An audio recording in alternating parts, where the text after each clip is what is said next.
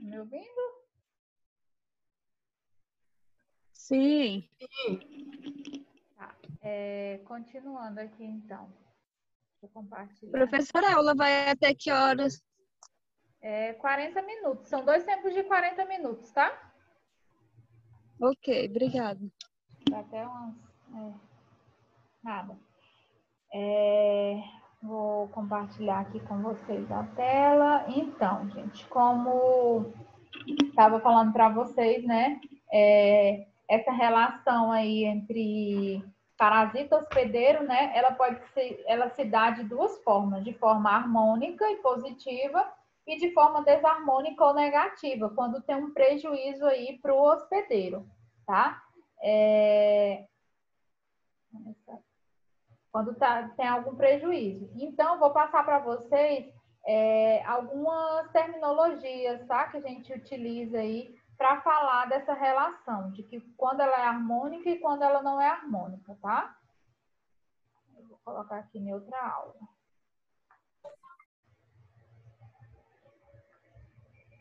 Então, ela pode se dar aí de forma... Deixa eu só tirar muito... Ela pode se dar aí tanto de forma harmônica ou não, né? Sendo que dessa forma, vocês vão ter aí, pode-se ter o mutualismo, tá? Então, são algumas terminologias, né? Que a gente acaba utilizando aí, isso de forma harmônica, tá, gente? Sem estar prejudicando o hospedeiro. Estão conseguindo entender, acompanhar? Está muito rápido? O que vocês acham? Me dei o feedback aí. Tá bom, professora, tá ótimo. Então tá, continuar. Qualquer coisa vocês falam, tá? A gente para, volta.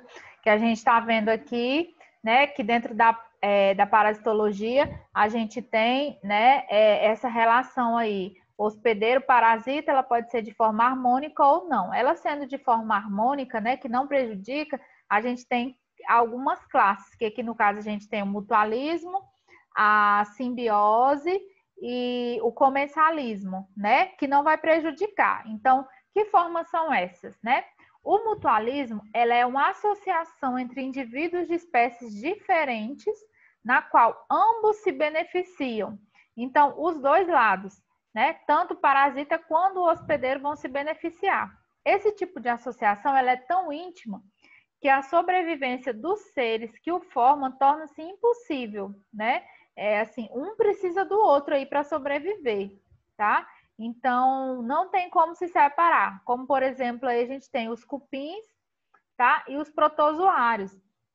Então, assim, eles precisam, né? Essa forma aí mutualista, eles precisam um do outro para sobreviver. E um não vai estar prejudicando o outro, tá? São esses seres aí de cupins, tá? São os protozoários. Então, eles precisam um do outro. Na simbiose, também não tem nenhuma forma prejudicial entre o hospedeiro e o parasita, tá? Associação entre indivíduos de espécies diferentes também, né? Não importa o tipo da relação entre eles. Então, como, por exemplo, a gente tem na simbiose aí as bactérias, né? Elas vivem no interior dos protozoários. Então, assim, elas se alimentam, né? Então, aí elas se alimentam aí dos protozoários sem causar nenhum dano, tá? Outro exemplo que a gente tem também de simbiose, que acredito que vocês já devem ter ouvido falar, é os ruminantes, né? Que são o boi, por exemplo, né? Eles fornecem alimento, eles fornecem abrigo para algumas bactérias e isso não prejudica eles, né? Eles continuam aí tendo uma, né, sem ser de forma prejudicial. Então, é uma simbiose, né? As bactérias acabam se aderindo ali para estar... Porque, né, o boi fornece alimento para elas e a bactéria não é de forma prejudicial ali para o boi. Então, essa é uma maneira de simbiose, tá? Nessa classificação. E a forésia é uma associação entre indivíduos de espécies diferentes, tá? Em que um se utiliza do outro para transporte sem prejudicá-los. Então, aí não é a mesma espécie, né?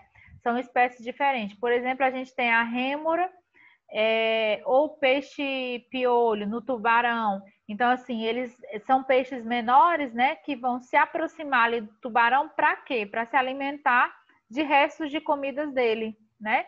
Então, assim, eles têm aí essa dependência mútua, né? Ele se alimenta dos restos de comida aí do tubarão e não tem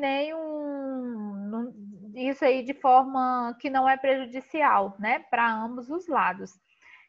Outro exemplo que a gente tem também é o transporte de sementes, né? Por pássaros e insetos. Então, tem esse transporte aí também, que um necessita do outro, né? Para estar aí se alimentando. O comensalismo. O comensalismo, ele é a associação entre indivíduos de espécies diferentes também, tá? Na qual um deles aproveita os restos de alimentos do outro sem prejudicá-lo, né? O animal que aproveita os restos alimentares é denominado comensal, por exemplo, o peixe aí e o tubarão, né? Como eu falei também, tem a Escherichia coli também no intestino. Então, eles se alimentam da sobra, tá? Do resto de alimento do outro animal. E aí tem o parasitismo, né? Que aí aqui sim a gente já entra aí na parte na outra classificação, né? Desarmônica ou negativa. Porque o parasita é toda aquela relação aí que desenvolve entre indivíduos de espécies diferentes, em que se observa, além da associação íntima e duradoura, né? Porque esse parasita ele vai demorar aí no organismo, uma dependência metabólica em grau variável, vai depender muito, né, da espécie aí, a ponto de prejudicá-la. Então, aqui sim a gente tem uma relação que ela é desarmônica e negativa, né? O parasita ele vai ser prejudicial para o hospedeiro. Aí eu vou voltar aqui, essa parte só quis dar essas classificações dessas nomenclaturas, tá? Para vocês. Deu para entender, gente, essas classificação, nomenclatura, essa parte só introdutória mesmo.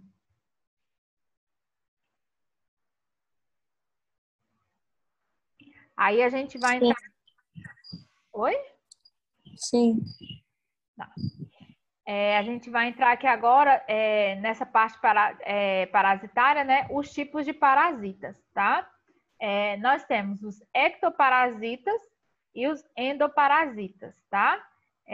Os ectoparasitas, eles têm uma dependência metabólica parcial, ou seja, não é totalmente dependente do hospedeiro, né? É só parcial, então acaba prejudicando menos.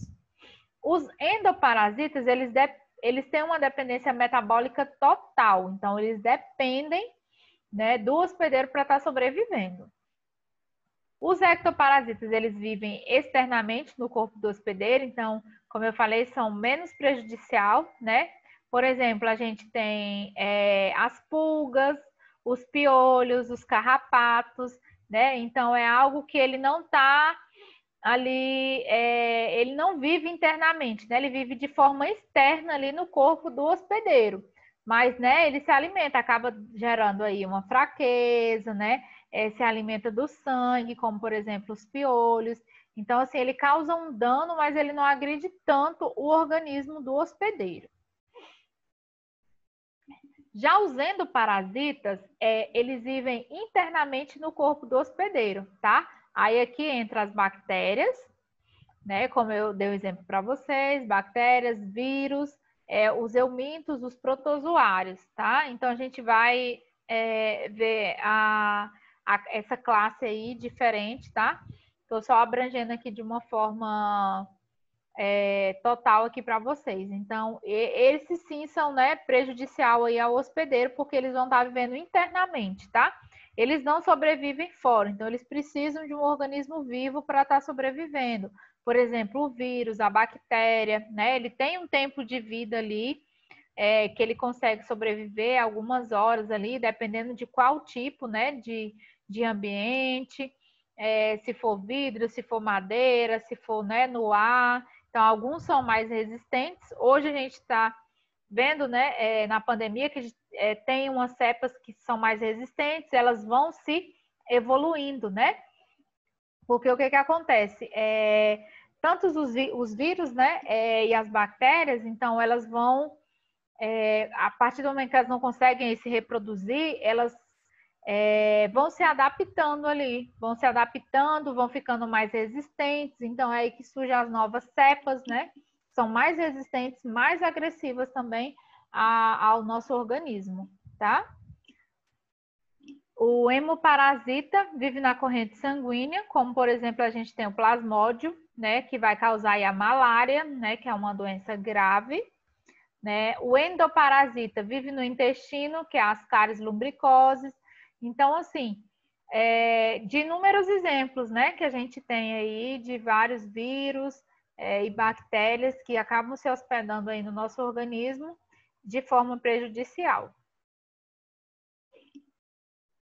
Aí as harmônicas, né, que eu citei lá, explanei para vocês, que são o comensalismo, o mutualismo, a simbiose, que não vai ocasionar nenhum prejuízo, né, para nenhuma das partes, nem o hospedeiro, nem o parasita, né? Então é algo ali que eles necessitam um do outro, né, para sobreviver. Então é algo mútuo ali, tem uma troca de vantagens, né? Diferente dessa forma desarmônica que a gente tem aqui nos parasitas, né? Aí, como que são classificados nesses grupos de competição, lutam pelo mesmo alimento ou abrigo, né? Canibalismo, um animal se alimenta do outro, da mesma espécie, né? Que temos também. O predatismo, o animal se alimenta de outra espécie, né? Ali para sobreviver, então na cadeia né? A cadeia alimentar a gente tem aí, que nós temos o predalismo, e o parasitismo, que é a unilateralidade de benefícios, né? O hospedeiro é escolhido pelo parasita. Então, ele está ali, né, para procurar um abrigo, para procurar alimento, para tentar se reproduzir, né? E isso aí vai prejudicando quem está sendo, né? Vai prejudicando o hospedeiro. Dúvida, gente? Pode continuar? Vocês estão calados? Ainda não, professora. Pode continuar. Tá. Os tipos de parasitas, né, que nós temos são estenoxenos e os eurexenos, tá? Os estenoxenos, vocês vão ver que são, né, nomes assim que vocês não estão familiarizados, né? Mas aos poucos vocês vão se familiarizando aí com essa família de parasitas, né? São novas nomenclaturas. Então, eles parasitam apenas uma ou poucas espécies, tá? Muito próximas. E os eurexenos, eles parasitam uma ampla variedade de espécies. O parasita facultativo vive parasitando ou não um hospedeiro, tá? Como, por exemplo, a gente tem as moscas, né? Que se desenvolve tanto em feridas, então, por isso, feridas necrosadas, né? Principalmente em ambiente de hospital, e até mesmo, né, às vezes em casa, a pessoa que tem ferida, né, que está com alguma, para não deixar aberto, né, não deixar exposto, porque, né, a mosca pode vir, pode estar colocando uma infecção a mais, né, além do que já tem ali naquela ferida. Então, tomar esse cuidado, né, em feridas necrosadas, quando em matérias orgânicas também em decomposição, né, então, ele é facultativo, ele pode viver parasitando ou não um hospedeiro, né? Pode ser sozinho ou ele pode estar ali com o hospedeiro também. O parasita obrigatório, ele não consegue viver fora do hospedeiro, como, por exemplo, a gente tem o vírus, né? Que eu citei para vocês. Ele necessita, né? Por exemplo, o vírus do Covid, né? 19, ele precisa de um parasita, né? Ele precisa de um organismo vivo. Então, ele precisa o parasita precisa desse hospedeiro, né? Então, ele vai estar buscando, né? E a gente já viu que é um vírus, né? Aí resistente, então ele está no ar, né? Então, assim, só buscando ali uma forma de sobreviver, né, e se espalhando, se proliferando, tá? Então, o vírus é a forma mais comum que a gente tem de um parasita obrigatório. Ele necessita de outro ser vivo, né, para estar sobrevivendo, tá? O parasita acidental. Acidentalmente, ele vive em um hospedeiro que não é de costume, né? Como, por exemplo, nós temos o Dilium canium, tá? Que geralmente ele é encontrado em cães, mas ele pode parasitar uma criança, por exemplo. Então, assim, não é o habitat, né? Não é o hospedeiro de costume dele, mas pode ser encontrado, tá? Então, essas aí são algumas classificaçõezinhas, algumas definições. E aí a gente passa para os ciclos, né? Os ciclos biológicos, ou seja, de que forma, né? Esse parasita ele vai se adentrar ao nosso organismo, né? Os monoxenos eles necessitam de apenas um hospedeiro para completar o ciclo de vida, tá? Então, aqui, né? Vocês podem... Deixa eu tentar colocar um pouquinho maior que eu gravo.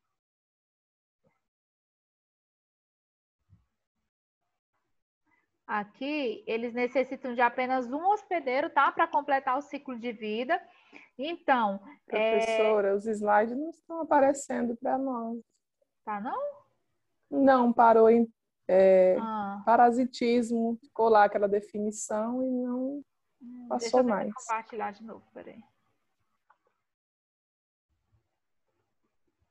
Apareceu agora? Agora sim. Ah, tá. Porque agora tem uma parte das figuras, aí eu quero que vocês vejam, acompanhem.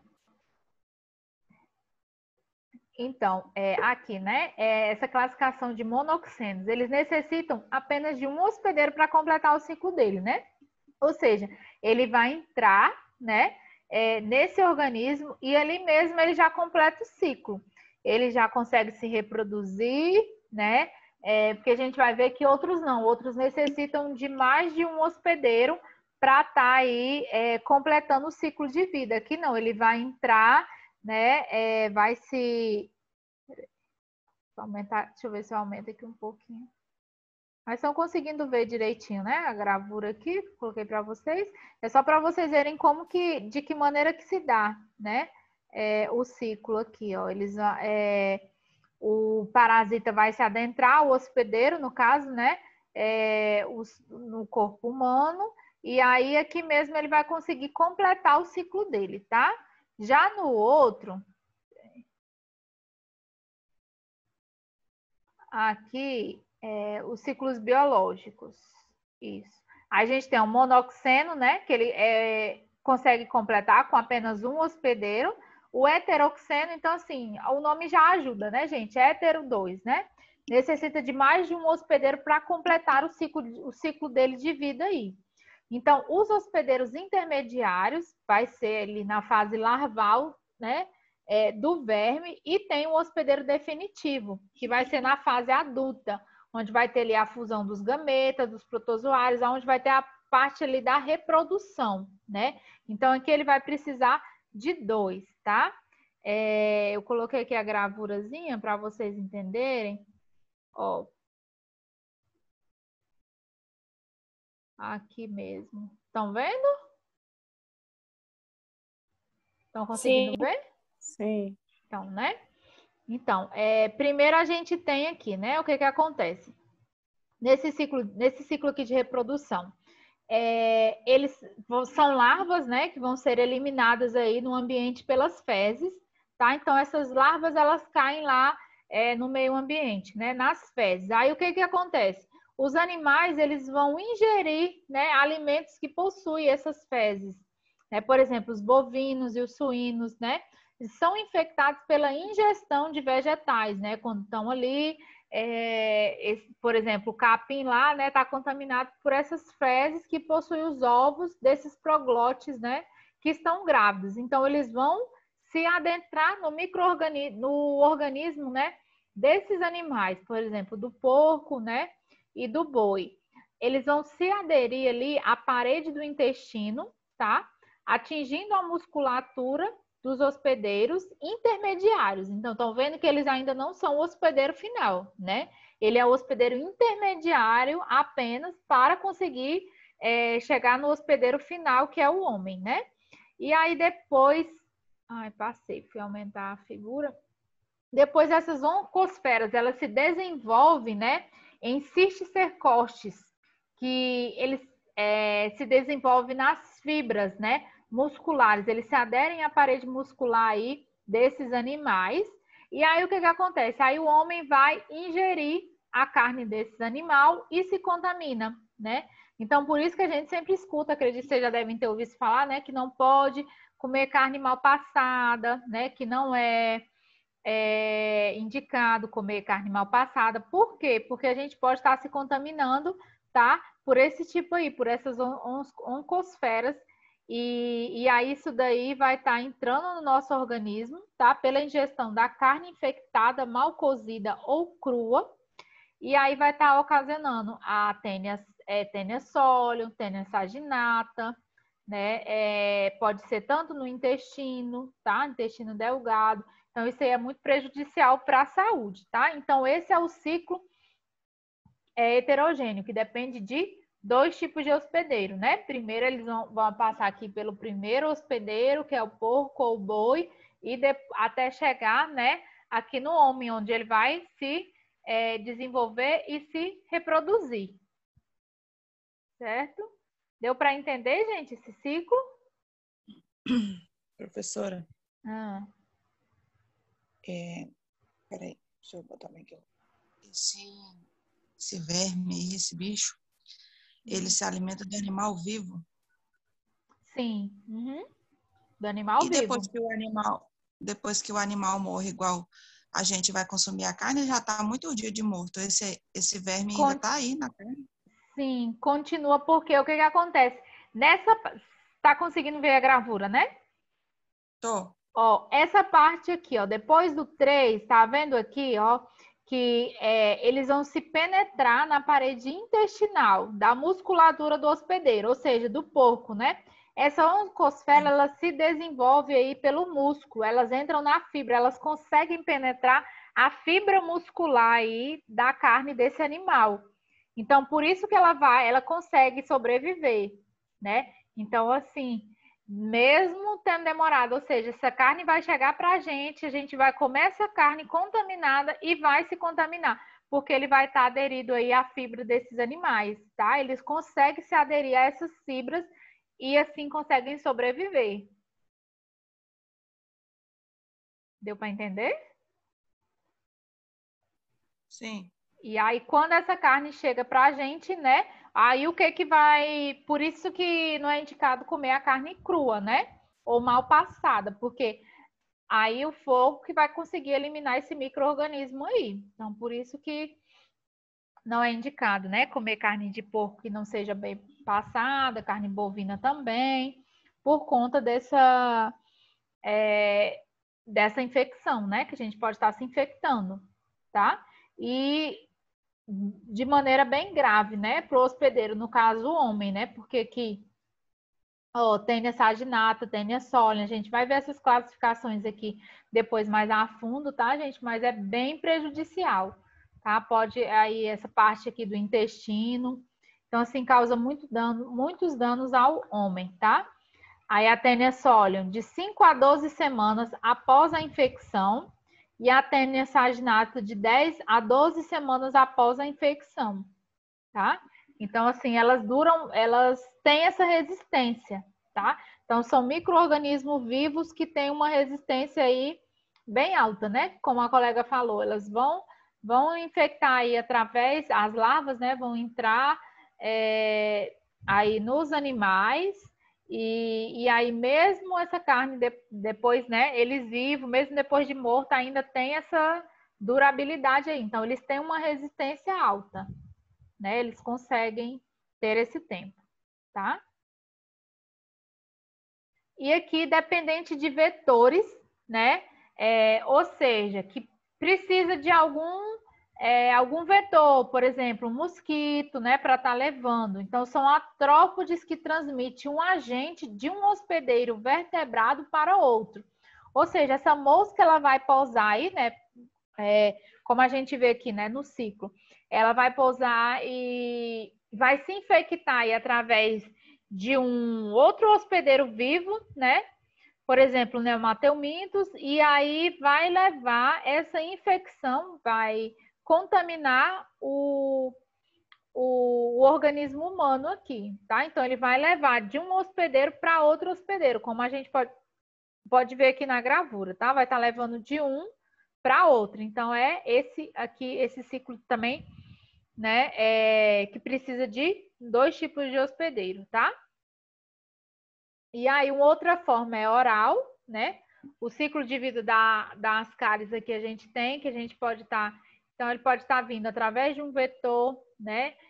Oral, com a ingestão, por exemplo, da carne, né? Que a gente viu, que vai estar aí entrando no nosso no nosso organismo.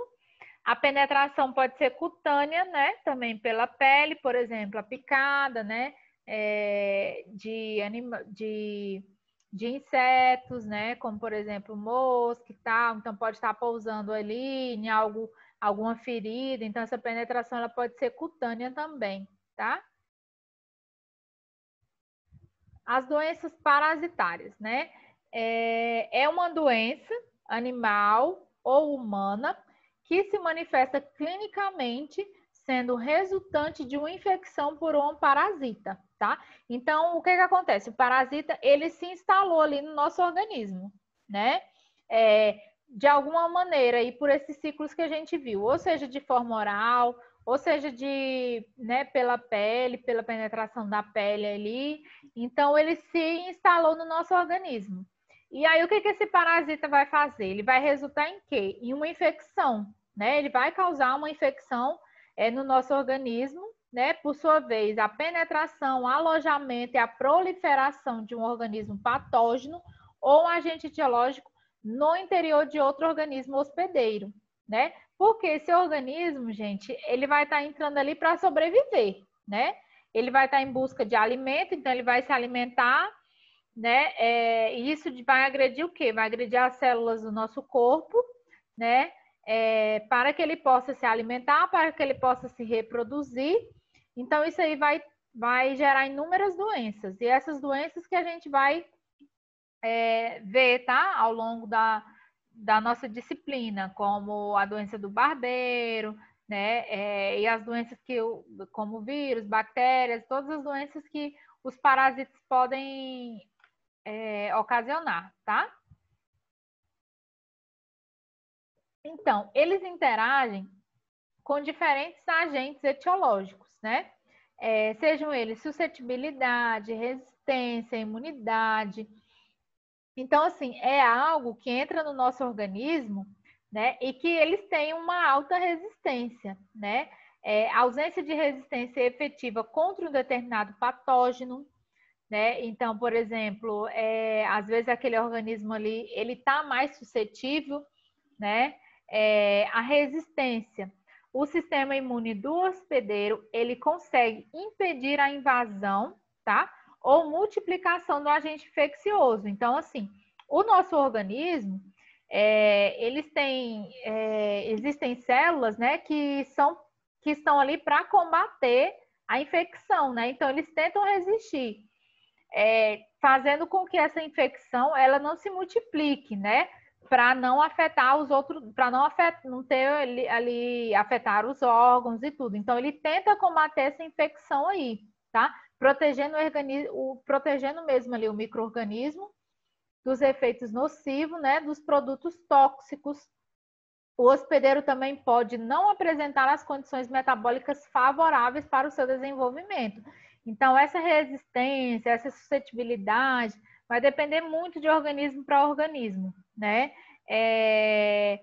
A imunidade também conta muito, né? É uma resistência associada à presença de anticorpos. Então, ali, se você tem anticorpos específicos que têm o efeito de inibir o micro-organismo, né?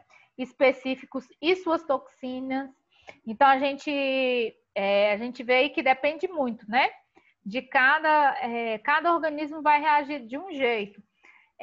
Trazendo um pouco mais aqui para a nossa realidade, né? Nessa pandemia que nós estamos vivendo, né? A gente vê que o vírus ele age de forma diferente, né? Em algumas pessoas. Então, algumas têm sintomas mais leves, outros têm sintomas mais graves, outros são assintomáticos, né? Alguns acabam não pegando, então acham que estão, né, imune, mas não é, né? Às vezes até tem realmente, né, a questão da imunidade ali, que tem uma imunidade um pouco melhor, um pouco mais resistente. E aí nós temos também a questão da vacina, né? Que ela faz com que nós adquirimos essa imunidade, né? Tem um prazo aí, né? A dose, o prazo. Então, dentro de tantos dias, a gente vai começar a produzir anticorpos, né? Contra esse micro-organismo. Então, o nosso organismo, em contato com esse vírus, né? Ele já vai ter anticorpos. Então, esses anticorpos vão impedir com que o vírus, por exemplo, né? Penetre no nosso organismo. Então, a vacina tem essa, né, ajuda nessa questão aí da imunidade, dessa resistência, tá? Então, é uma maneira de impedir com que o vírus invada, né, aí o nosso organismo. E ele, como ele precisa de um organismo vivo para sobreviver, né, ele não vai conseguir se espalhar, né, reproduzir ali, diminuindo-se assim os casos, né?